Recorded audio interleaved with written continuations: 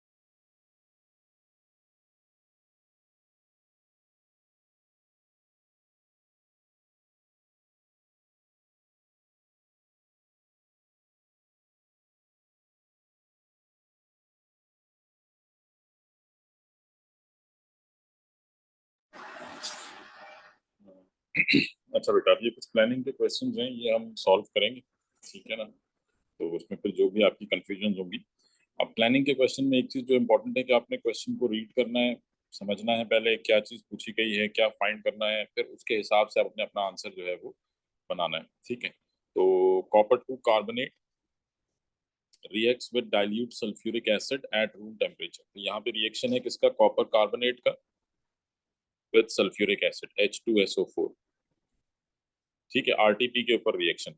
The word equation for the reaction is shown. तो copper two carbonate और sulphuric acid का reaction यहाँ पे आपको शो किया गया है, ठीक है। Copper two carbonate reacts with sulphuric acid, this gives copper two sulphate, carbon dioxide and water. Plan an experiment to determine the volume of carbon dioxide formed when a known mass of copper 2 carbonate completely reacts with dilute sulfuric acid। तो क्या find out करना है हमने, volume of carbon dioxide gas form, कितनी gas बनेगी, ये जो CO2 gas बन रही है इसका वॉल्यूम जो है वो हमें फाइंड आउट करना है। Volume of carbon dioxide gas form when a known mass of copper 2 carbonate completely reacts with dilute sulphuric acid, ठीक है। तो डाइल्यूट सल्फ्यूरिक एसिड जो है वो रिएक्ट कर रहा है विद अ नोन मास, यानी कि इसका मास गिवन होगा, दैट मींस कि ये लिमिटिंग रिएक्टेंट है। तो इस रिएक्शन में कितनी कार्बन डाइऑक्साइड गैस बनेगी ये हमने फाइंड आउट करना है। Your plan must include the use of common laboratory apparatus।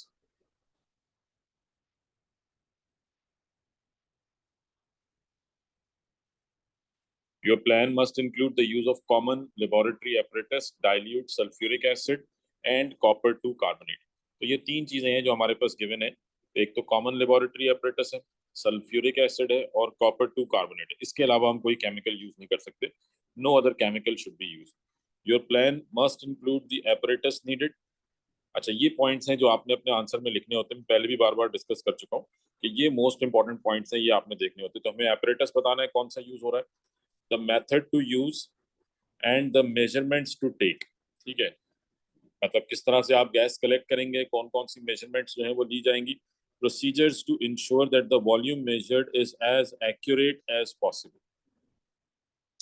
Accuracy कैसे ऑब्टेन करेंगे ये हमें फाइंड आउट करना है, ठीक है। तो अब यहाँ पे आपके पास हमने रिएक्शन कराना है कॉपर टू कार्बोनेट का विद सल्फ्यूरिक एसिड, और गैस बन रही है उसका वॉल्यूम जो है वो हमने देखना है, ठीक है।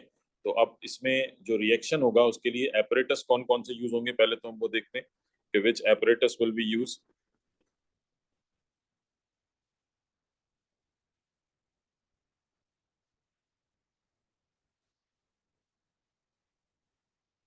अच्छा जी, तो अब इसमें ऑब्वियसली क्योंकि लिक्विड यानी सल्फ्यूरिक एसिड जो है ये लिक्विड फॉर्म में है और कॉपर टू कार्बोनेट ये सॉलिड होगा, तो इसका मतलब किसी ग्लास कंटेनर में रिएक्शन होगा, यानी कि let's suppose we will use conical flask. Conical flask में रिएक्शन होगा एसिड का और कॉपर टू कार्बोनेट का, या उसकी जगह पे आप कोई ट्यूब भी यूज कर सकते हैं। ठीक है, उसके अलावा गैस कैसे कलेक्ट करेंगे? गैस कलेक्शन के लिए एक तो गैस रेंज यूज हो सकती है, गैस रेंज जो मोस्ट अप्रोप्रिएट है। ठीक है जी, गैस रेंज यूज कर सकते हैं, या फिर क्योंकि कार्बन डाइऑक्साइड गैस है, carbon dioxide gas is in soluble in water, तो कलेक्शन ओवर वाटर भी हो सकती है, बट हम गैस रेंज के थ्रू ही कलेक्ट कर रहे हैं। तो कॉनिकल फ्लास्क है, गैस रेंज है, रबर बंग एंड पाइप। ठीक है, तो अब इसमें क्या होगा कि आपके पास जो कॉनिकल फ्लास्क है, लेट्स से ये कॉनिकल फ्लास्क है, इसमें कॉपर टू कार्बोनेट और सल्फ्यूरिक एसिड जो है वो ऐड किए जाएंगे। ठीक है, और इस पे हम रबर बंग जो है वो लगा देंगे ताकि गैस स्केप ना करे, और फिर यहाँ से एक पाइप जो है, ग्लास पाइप या रबर पाइप जो है वो पास होगा, और वो कनेक्टेड होगा किससे? गैस रेंज से, जिसमें हम गैस कलेक्ट करेंगे। तो ये इस टाइप का एक्सपेरिमेंट होगा। आई थिंक ये डायग्राम क्लियर होगी।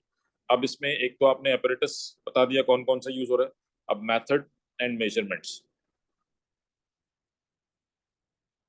ठीक है, कैसे कलेक्ट करेंगे और क्या क्या मेजरमेंट्स जो है वो हमने लेनी है। ठीक है, तो सबसे पहले तो आप क्या करेंगे कि जो आपके पास इन्होंने क्योंकि आपसे क्या कहा है कि known mass of copper two carbonate, तो सबसे पहले तो हम क्या करेंगे कि measure the way fixed amount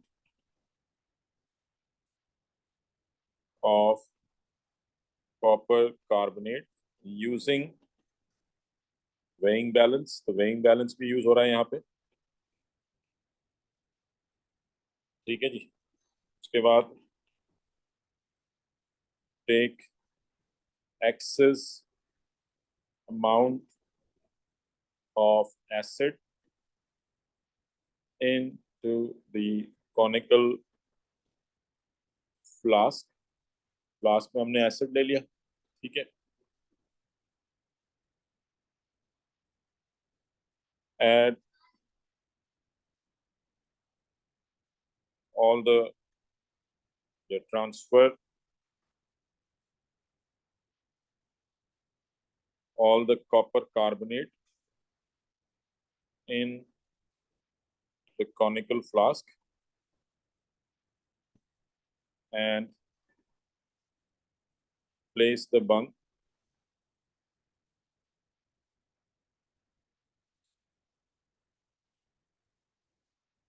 and cover the flask with rubber bung immediately ताकि गैस escape ना करे, so that no gas escapes.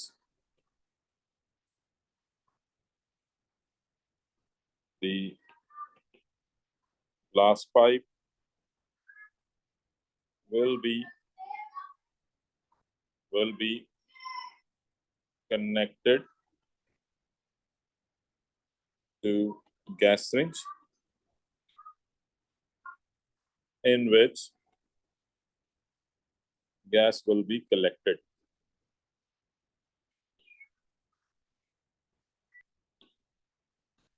ठीक है जी, इसमें आप गैस कलेक्ट कर लेंगे। 1 मिनट होल्ड कीजिए।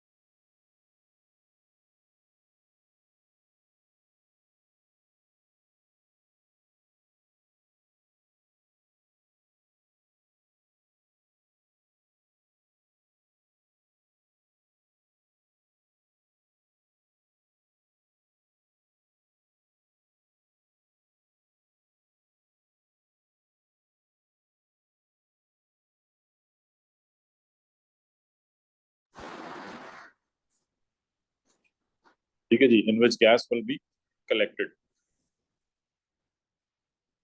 once the fizzing stops, because जब ये रिएक्शन होगा कार्बन डाइऑक्साइड गैस बनेगी, तो दैट मीन्स कि फिजिंग होगी यहाँ पे एक फ्लास्क में। तो once the fizzing stop, it means all the gas is collected. Note the volume of gas collected on gas range.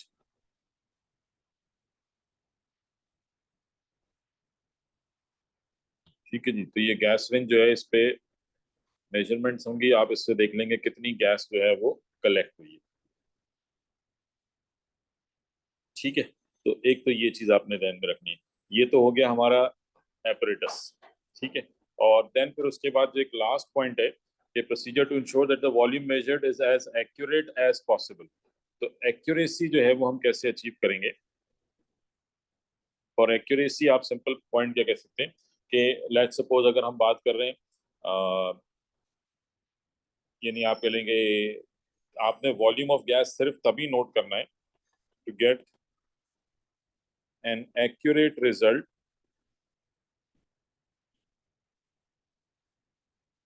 Note the volume of gas produced once fizzing completely stops।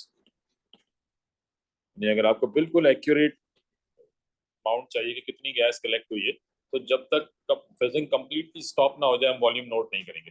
यानी अगर एक दो bubbles भी बन रहे हैं तो still आप वेट करेंगे कि कंप्लीटली स्टॉप हो जाए, देन फिर आप नोट करेंगे। ठीक है, एक तो ये हो सकता है। इसके अलावा मजीद आप ये कह सकते हैं कि आप एक्सपेरिमेंट को रिपीट कर सकते हैं। Repeat the experiment to get reliable results. ठीक है जी, तो ये हमने एक्सपेरिमेंट जो है वो पूरा डिफाइन कर दिया। हाँ जी, इसमें कोई कंफ्यूजन क्लियर है? ये तो इस तरह से आपने अपना आंसर जो है वो बनाना होगा। पहले आपने समझना होगा कौन सा एक्सपेरिमेंट है, क्या टेक्निक है, फिर उसके हिसाब से आप अपना आंसर लिखेंगे। जी, इसमें कोई क्वेश्चन क्लियर है? ये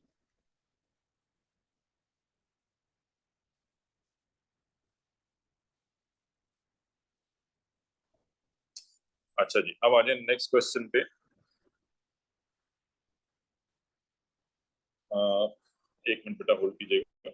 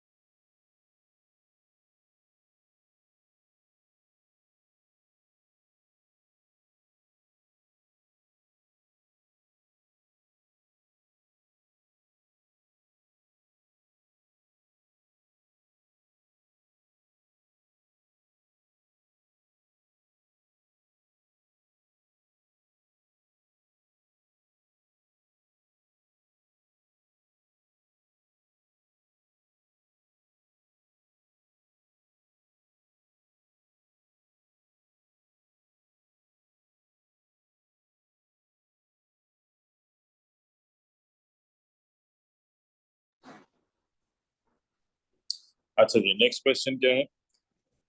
barium carbonate decomposes when heated। Barium carbonate decomposes when heated।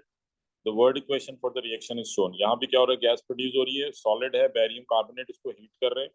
टूट रहा है बैरियम ऑक्साइड में और कार्बन डाइऑक्साइड।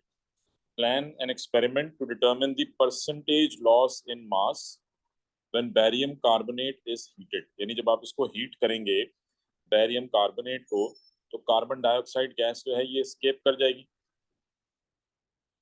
तो इसका मतलब मास में डिक्रीज आएगा, चेंज इन मास आएगा, मास कम हो जाएगा। सपोज अगर ये 4 ग्राम का पीस है, एग्जाम्पल दे रहा हूँ, और 1 ग्राम जो है वो अगर गैस स्केप कर जाती है तो बैरियम ऑक्साइड का मास कम हो जाएगा।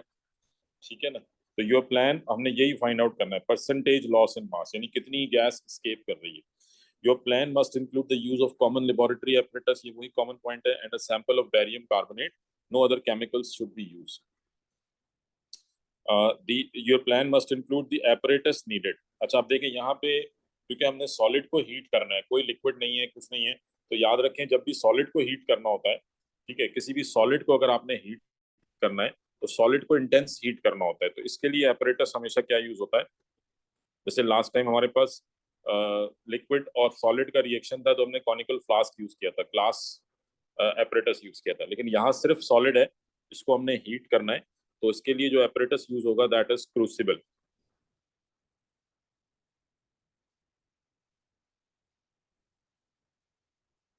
ठीक है, क्रूसिबल जो है वो यूज होगा। मैं इसकी डायग्राम भी यहाँ पे आपको दिखा देता हूँ, एक मिनट होल्ड कीजिएगा।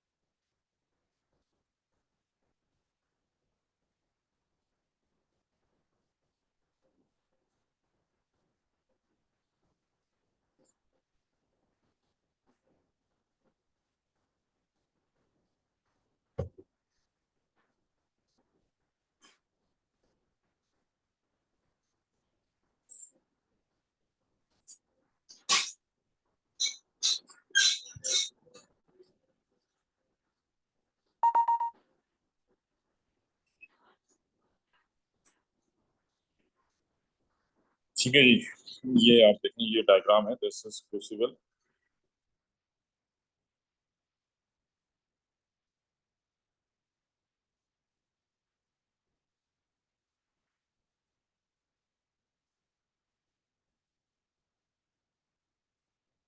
ठीक है, तो दिस इज क्रूसिबल, ये हम यूज करते हैं सॉलिड को हीट करने के लिए। ये सिरेमिक मटेरियल के बने होते हैं। ठीक है, ये क्रूसिबल है और ये इसका लिड कवर है। ठीक है, तो क्रूसिबल जो है वो हम यूज करते हैं सॉलिड को हीट करने के लिए, फिर प्लस ऑब्वियसली ट्राइपॉड स्टैंड जिसके ऊपर इसको रखेंगे। ठीक है, वायर गॉज होती है, जाली होती है, ताकि डायरेक्ट हीट ना मिले इसको। इसके अलावा बर्नर यूज होगा ऑब्वियसली, और क्योंकि चेंज इन मास ऑब्जर्व करना है तो वेइंग बैलेंस भी यूज करेंगे। तो ये कुछ कॉमन apparatus है जो हम यूज करेंगे। ठीक है, उसके बाद क्या कह रहे हैं, the method to use and the measurements to take. तो नेक्स्ट हमारे पास आ जाता है मेथड एंड मेजरमेंट्स। लाजमी नहीं कि आप ऐसे हेडिंग्स लेके ही लिखें, ठीक है, मैं सिर्फ समझाने के लिए, और अगर लिखेंगे तो अच्छा है इस तरीके से अगर आप लिख लें। तो मेथड एंड मेजरमेंट्स, तो सबसे पहले तो हम क्या करेंगे कि जो हमारा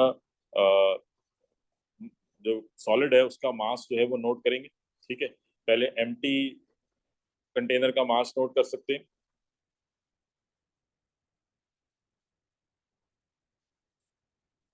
तो वे एम्प्टी क्रूसिबल। ठीक है, आपने पहले एम्प्टी क्रूसिबल का मास फाइंड आउट कर लिया, then add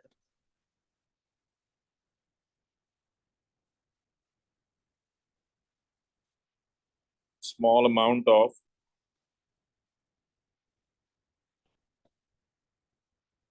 barium carbonate into it, let's say we added 1 gram. ठीक है, तो अगर सपोज क्रूसिबल का मास था 10 ग्राम, आपने उसमें 1 ग्राम ऐड किया तो ये 11 ग्राम हो जाएंगे। तो नाउ वी नो कि we have added 1 gram of barium carbonate. ठीक है, देन फिर उसके बाद इसको आप क्या करेंगे, heat place the crucible onto tripod and heat it gently for 1 minute। ठीक है, जब भी आप किसी सॉलिड को हीट करते हैं तो स्टार्ट में स्लो हीटिंग करते हैं। फ्लेम दो कलर के होते हैं ना, ब्लू और येलो। तो शुरू में इसको ब्लू फ्लेम पे हीट करते हैं, ज्यादा इंटेंस हीट नहीं देते, क्योंकि बाद औक़ात शुरू में एकदम से हीट देने पर सॉलिड को एनर्जी मिलती है तो वो टूट भी सकता है, और वो आप कह लें कि स्पटरिंग हम इसे कहते हैं कि वो टूट के बाहर गिर सकता है। तो इसलिए शुरू में हम बिल्कुल स्लो हीट करते हैं, तो gently for 1 minute and then strongly for 4 और 5 मिनट्स। लाजमी नहीं कि आप मिनट्स मेंशन करें, जस्ट आप ये कह दें कि शुरू में जेंटल हीट करेंगे, देन स्ट्रांगली हीट करेंगे। ठीक है, तो देन फिर उसके बाद वंस जब आपने इसको 4 या 5 मिनट हीट किया, उसके बाद इसको ठंडा करेंगे। वंस इट कूल्स डाउन 4 और 5 मिनट्स, चलें इसको यहाँ पे हम ऐड करते हैं, and let it cool, and let it cools down. Once it get cooled, weigh the crucible again। अब क्योंकि गैस escape कर गई होगी तो मास में डिक्रीज आया होगा। ठीक है, और अब देखें ये तो आपने मास में, अब आपको नहीं पता कि सारी की सारी गैस escape कर गई है या नहीं कर गई। तो अब नेक्स्ट पॉइंट क्या है, procedure to ensure that the percentage determined is as accurate. तो एक्यूरेसी के लिए फिर आप क्या करेंगे, आप दोबारा इसको हीट करेंगे, because we are not sure कि सारी की सारी गैस escape हो गई है या नहीं हुई है। तो रीहीट द कंटेनर और reheat the crucible and repeat the process until a constant mass is obtained। ठीक है, जब तक आपने पहली दफा हीट किया, लेट्स से मास में डिक्रीज हुआ 0.5 ग्राम का, दूसरी बार आपने हीट किया मास में 0.3 ग्राम का डिक्रीज हुआ, फिर आपने हीट किया, आपने देखा मास में कोई डिक्रीज नहीं हुआ, इसका मतलब आप कहेंगे कि जी हमें कांस्टेंट मास मिल गया, अब चेंज नहीं आ रहा। जब चेंज नहीं आ रहा तो हम समझ जाएंगे सारी गैस एस्केप हो चुकी है। until a constant mass is obtained, this will provide accuracy। तो यहां से एक्यूरेसी आ जाएगी। ठीक है, तो एक्यूरेसी के लिए आपने क्या किया कि उसको रिपीट किया, और जब तक कि आपको कांस्टेंट रिजल्ट नहीं मिल जाते आप कंटिन्यूअसली इसको रिपीट करते रहेंगे। ठीक है, और दूसरा आप ये भी कर सकते हैं कि एवरेज लें, जैसे हमने पहले भी लिया था कि repeat the experiment and repeat the experiment and take average। तो लेट्स से पहले एक्सपेरिमेंट में आपने देखा कि 2.5 ग्राम का चेंज आया है, और दूसरे एक्सपेरिमेंट में आपने देखा 2.6 ग्राम का चेंज आया, तो दोनों का एवरेज ले लेंगे तो वो ज्यादा एक्यूरेट रिजल्ट होगा। ठीक है, और लास्ट तो अब देखें हमने एपरेटस भी मेंशन कर दिए, मेथड भी बता दिया, मेजरमेंट्स कौन सी लेनी है वो भी बता दी, एक्यूरेसी कैसे अच्छी होगी वो भी बता दी। लास्ट कह रहे हैं how the measurements are used to determine the percentage loss in mass. तो परसेंटेज लॉस इन मास हम कैसे निकालेंगे, परसेंटेज लॉस इन मास, इसके लिए फॉर्मूला में लिख देते हैं, that would be equal to initial mass, जो भी इनिशियल मास होगा, मैं इसकी एक एग्जांपल भी दे दूंगा, माइनस जो फाइनल मास, जो कांस्टेंट मास आ गया, minus final mass divided by initial mass. तो ये हो जाएगा, यानी अब ये जो वैल्यू होगी ना, initial mass minus final mass, this is basically the mass that we the mass that is lost, जो स्केप कर गया, उसी की हमने परसेंटेज निकालनी है ना, इनटू 100। तो अब अज्यूम करें आप कि लेट्स से आपके पास स्टार्टिंग मास था कंटेनर यानी crucible plus barium carbonate, starting mass था 15 ग्राम, ये स्टार्टिंग मास था। और फिर हीट देने के बाद, 2-4 बार हीट देने के बाद जब मास कांस्टेंट हो गया, तो लेट्स से इट वाज 12.5 ग्राम, बहुत ज्यादा हो गया, चलो इसको कम कर देते हैं, let's say it is 13.75 grams. तो ये क्या हो गया, फाइनल मास। तो अब क्या करेंगे हम, 15 माइनस 13.75 डिवाइडेड बाई 15 इंटू 100, तो ये आ जाएगा मास लॉस्ट, और यहाँ से परसेंटेज आ जाएगी। जी क्लियर है बेटा ये?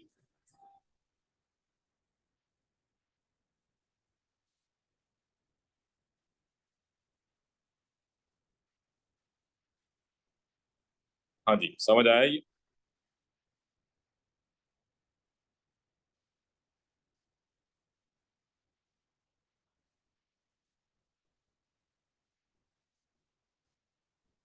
ठीक है जी। तो चले, अभी ऐसा है कि क्योंकि मोस्टली बच्चे हैं नहीं, तो मैं फिर शाम में एक क्लास और कर लूंगा जब बाकी बच्चे भी अवेलेबल होंगे। अभी मैं ये इसकी रिकॉर्डिंग आपसे शेयर कर दूंगा, और फिर शाम में हम एक क्लास और कर लेंगे। ठीक है जी, चलिए, अल्लाह हाफिज़।